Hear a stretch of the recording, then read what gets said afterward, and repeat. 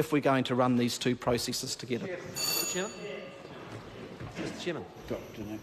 Mr. Chairman, I'm happy to answer a few of those questions very quickly.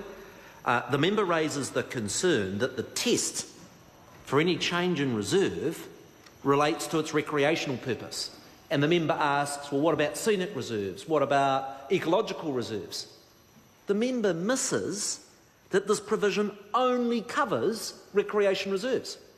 So the very reserves, the ecological reserves, the scientific reserves, the nature reserves, all of those reserves are unaffected by this provision. It is only recreation reserves. And so it's entirely appropriate that the legal test is whether the recreation is enhanced or not. The second point the member raises is that, is this just about the increase in development and housing on reserves? Not at all. It's about enhancing the amenity of our reserves. The member seems to be stuck in the mode of thinking that just because a set of reserves were provided for a community 100 years ago, that configuration of the reserves is going to provide the maximum amount of amenity today.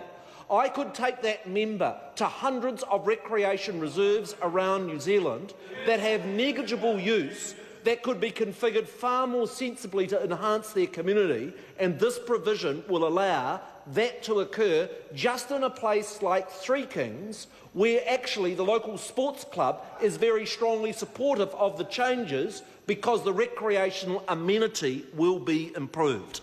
And the third test I give to members opposite, who regularly lecture our government on trusting local government, is why is it that the administering body that's referred to in this part rests with the council?